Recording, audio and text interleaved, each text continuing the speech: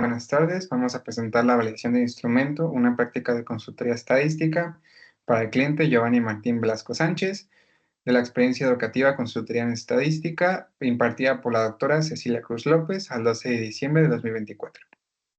El trabajo se divide de la siguiente manera. Tenemos un planteamiento, un objetivo general, metodología del trabajo, resultados, conclusiones estadísticas y las referencias.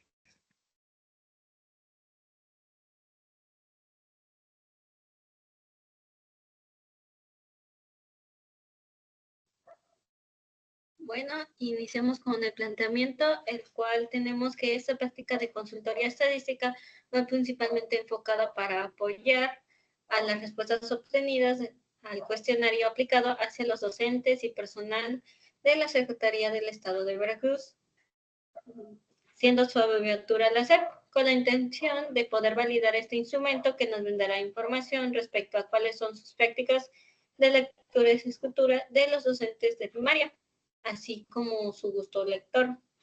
Este proceso se llevará a cabo con ayuda del software estadístico R. Y para lograr una correcta validación del instrumento, primero se planteó un objetivo detallado, el cual se presentará en la siguiente sección. Como objetivo general tenemos validar el instrumento que nos permitirá identificar el gusto y hábitos de los lectores, de los docentes y el personal de la SEP, de la educación primaria por medio de un análisis factorial de los distintos ítems marcados en escala Likert. De ahí seguimos con la metodología del trabajo, el cual se aplicó este cuestionario a 3.566 docentes y personal de la SEP, donde cada uno de los participantes nos proporcionó información relacionada hacia sus prácticas de lectura y escritura. Este cuestionario fue diseñado en 4 diferentes apartados, el cual el primero es los datos generales, en donde se recopila la información tales como su nombre, la edad, el grado que imparten, años de servicio, entre otras.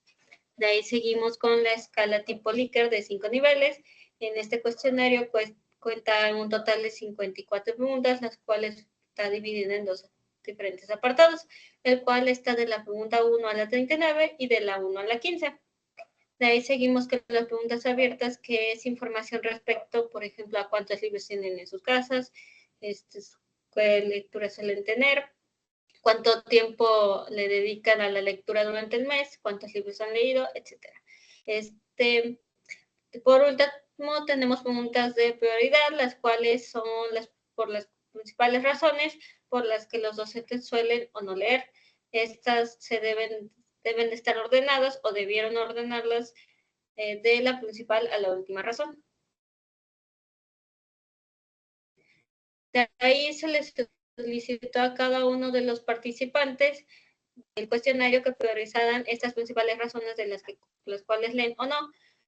Con la base de datos obtenida del cuestionario se hizo una limpieza y así se consiguió una organización de 3 diferentes versiones de esta base, las cuales está dividida en respuestas del formulario, base corregida y base final.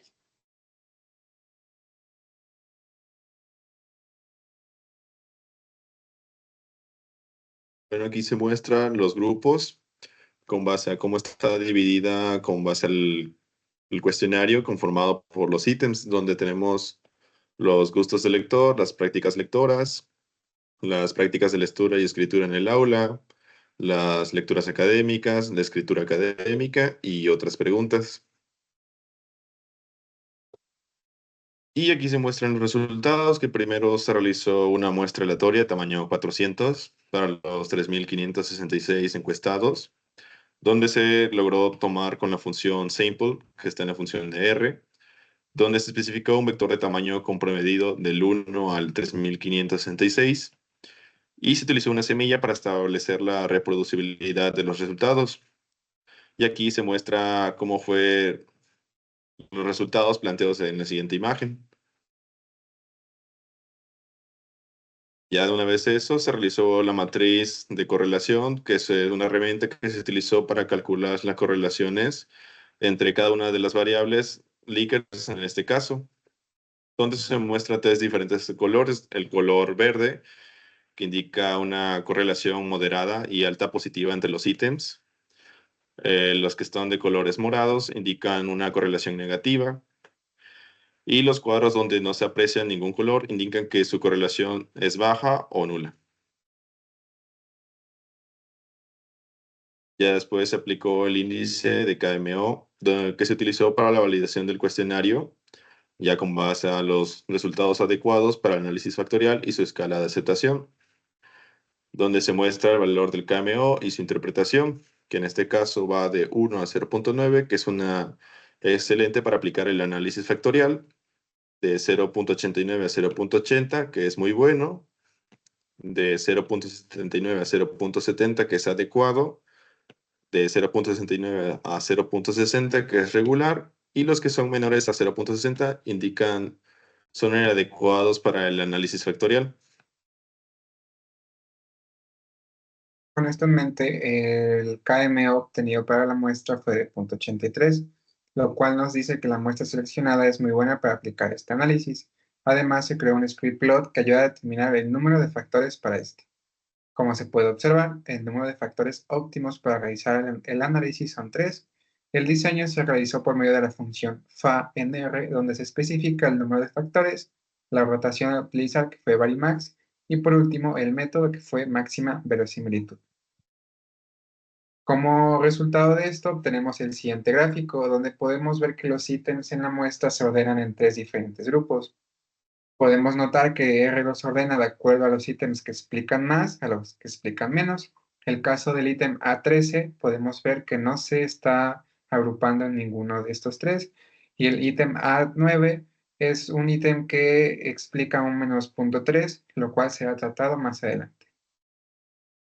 Con esto, el siguiente paso es crear 3 conjuntos nuevos de datos por cada dimensión, que se obtuvo como resultado, y así obtenemos el alfa de Cronbach, que sigue la siguiente escala. Un alfa mayor a 0.9 explica una consistencia interna excelente, así hasta menor a 0.5, donde la consistencia interna es inaceptable. Cabe aclarar que para el resultado del alfa de Cronbach se calcularon 2 valores de alfas para la dimensión 2, uno incluyendo el ítem A9 y otro sin este ítem. Con esto observamos la siguiente tabla, donde la dimensión 1 contiene un alfa de Cronbach de 0.81, lo cual se puede decir que tiene una buena consistencia interna. Para la dimensión 2, con el ítem A9, se obtiene un alfa de 0.77, y para la misma dimensión, pero sin este ítem, se obtiene un alfa de 0.76. Ambos se concluye que es una buena consistencia interna. Y por último, para la dimensión 3, se tiene un alfa de Cronbach de 0.55, lo cual se concluye que la consistencia es pobre. Y como conclusiones estadísticas, tenemos que con este análisis realizado, los ítems del instrumento son suficientes para evaluar el objetivo de la investigación.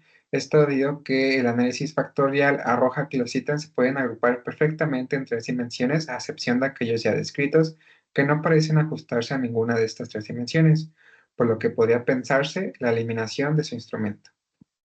Estas son las referencias que ocupamos para nuestro trabajo y muchas gracias por su atención.